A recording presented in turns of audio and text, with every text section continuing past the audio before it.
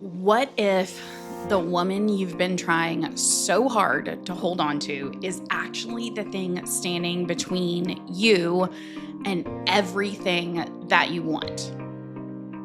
I know that's uncomfortable. I know it might even actually feel a little bit disloyal. Like if you let go of who you've been, you're betraying everything that you worked for, everything that you survived potentially. But stay with me, because in the next 20 minutes, I'm going to walk you through exactly why the women I've worked with for over 2 decades, the ones who truly transform, all start in the exact same place. They stop holding on. Let's go a little further and jump into the episode.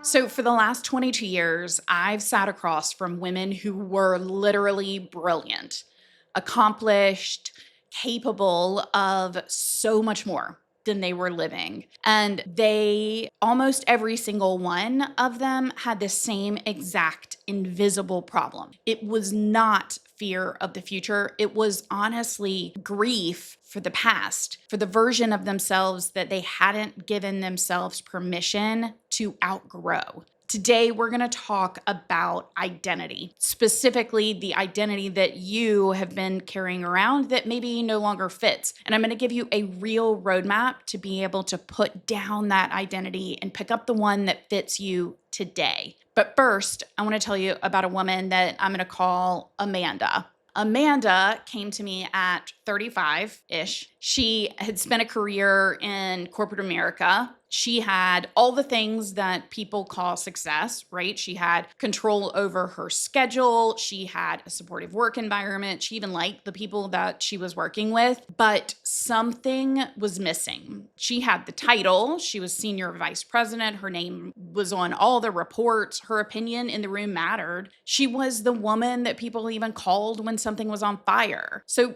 they clearly valued her. But she was also, and she said this herself, the woman who had always acted as if she had everything completely together. That was her identity. Solid, dependable, unshakable, generous, never selfish. Sounding familiar? See, her kids knew it, her colleagues knew it, her husband knew it, and somewhere along the way, Amanda stopped being a person and started being a reputation. And as you may know, that is really hard to constantly live up to. See, one day there was a crack in the armor. In one afternoon, she let her feelings flow and they really overtook her. She realized all that she had been holding inside all of these years, trying to fit into this identity that she herself had created. And she went quiet. She was frozen and didn't know what to do with this realization that she was having. She knew it meant a reinvention would be needed, but to what? What would she then become if she wasn't the identity that she'd always known? And Amanda left her office, sat in her car in the parking garage, and thought, I don't know who I am without this identity that I've been wearing for decades. She told me that she felt embarrassed about that, like she should know better, like she shouldn't fall apart over these feelings, and changing her identity now, what seemed kind of selfish. And honestly, it seemed nearly impossible to her. But here's what I told her, and what I want you to be able to hear right now. Her moment where she let down her armor and she sat in the car and let her feelings flow, that was not weakness. That was the most honest moment that she's had in years. Because the truth is, she has been her identity for so long that she'd forgotten she was frankly a person first. Amanda didn't need a new job. She needed to grieve the old one, not the work, the old identity. the woman people depended on to hold it all together, to be even keel and always staying with the status quo.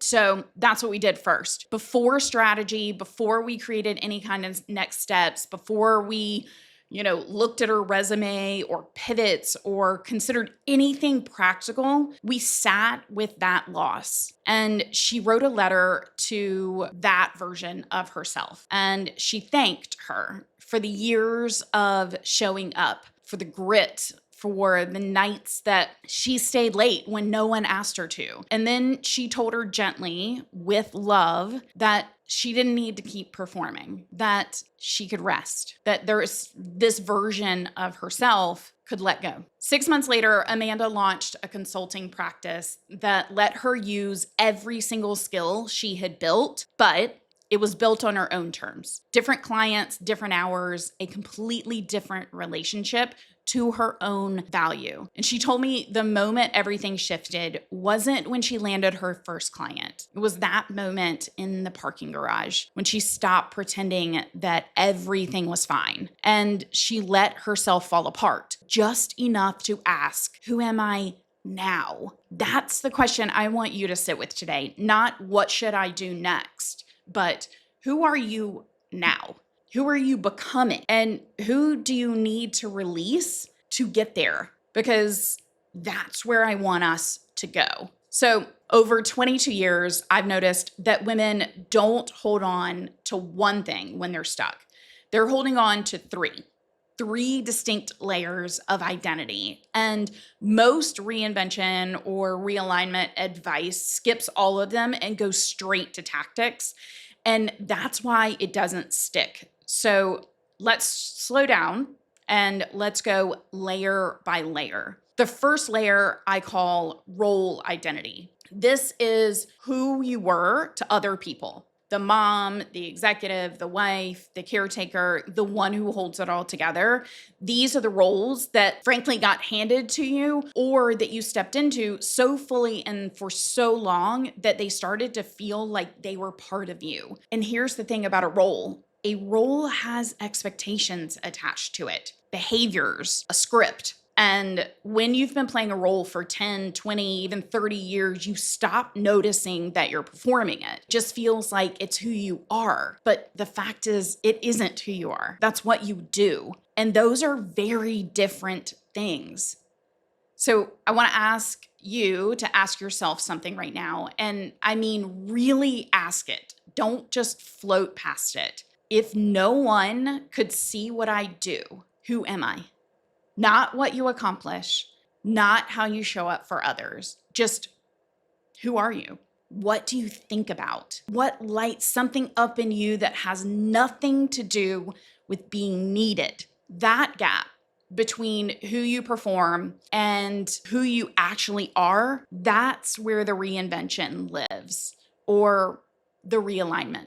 Layer 2 is the identity achievement. And this one is sneaky because society tells us it's a good thing. This is the degrees, the titles earned, the companies built, the milestones reached, the things you can point to and say, I did that. And you should be proud of those things, genuinely. But here's the trap. When your identity is built on what you've achieved, growth becomes a threat, because growing means becoming someone your past accomplishments can't fully explain. It means stepping into rooms where what you built before doesn't automatically give you credibility. Whew, and that is a scary place to be. And for women who've worked hard their entire lives to earn their seat at the table, this is terrifying. And I've watched brilliant women turn down extraordinary opportunities because the opportunity didn't connect to anything on their resume. Not because they couldn't do it, because it would require them to be a beginner again. And their identity couldn't hold that. So here's your release question for layer 2.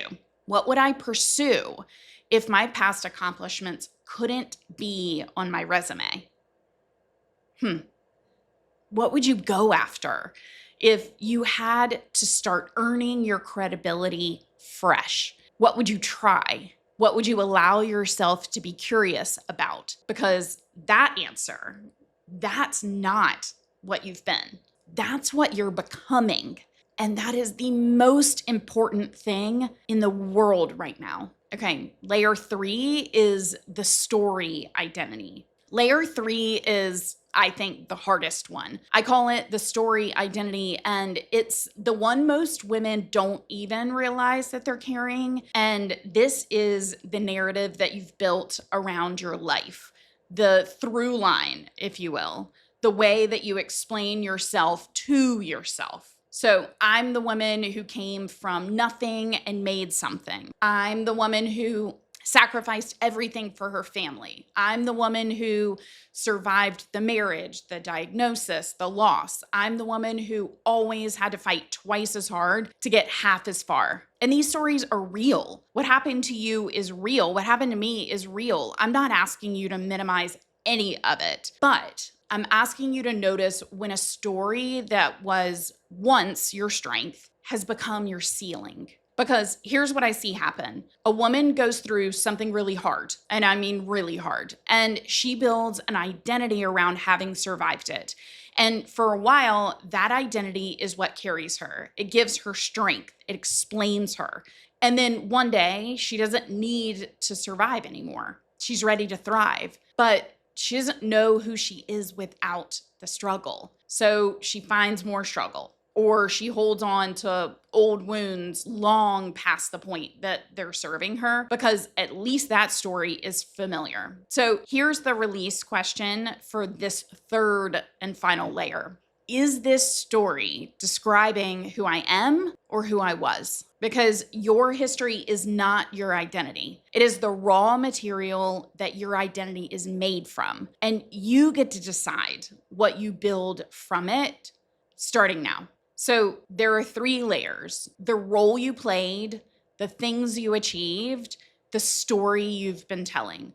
All of them are real. All of them are worth honoring. And none of them, the ceiling on which, and I mean none of them, are the ceiling on who you get to become. None of them should stop you. And I want you to recognize that. I want to leave you with something that took me years to be able to understand. Most women think that reinvention or realignment starts when you figure out what comes next, and it doesn't. It starts when you stop arguing with what is already over, not because it wasn't important, not because it didn't shape you, but because you cannot fully become the next version of yourself while you're still negotiating with the last one. Think about Amanda sitting in that parking garage. Nothing had changed yet. She didn't have a new plan. She didn't have a new business. She didn't have any of the answers, but she had something more important. She had honesty. For the first time in a very long time, she stopped performing certainty and admitted that the woman she'd been wasn't the woman she wanted to be anymore. And that moment, the one that felt like falling apart, was actually the beginning of coming together. So we often have to have breakdowns before we get to the breakthrough. So today I want to ask you one final question. Who are you still trying to be? Not who are you becoming, but who are you still trying to be? Whose expectations are you still carrying? What role are you still performing? What achievement are you still using to prove your worth? What story are you still telling because you don't know who you'd be without it? And what would happen if you set it down? Not forever, just long enough to see who remains.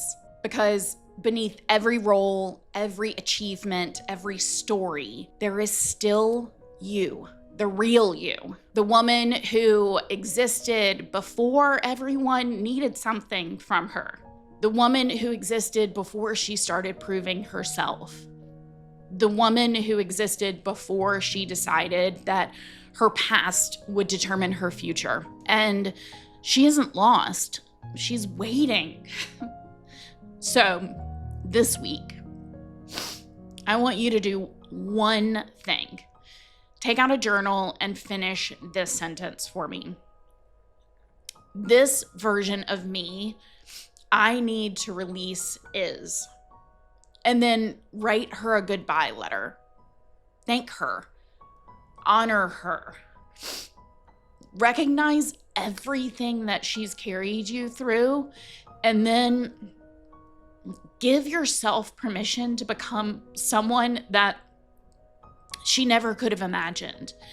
Because reinvention or realignment isn't about becoming someone else. It's about finally allowing yourself to become who you've always been growing into all along.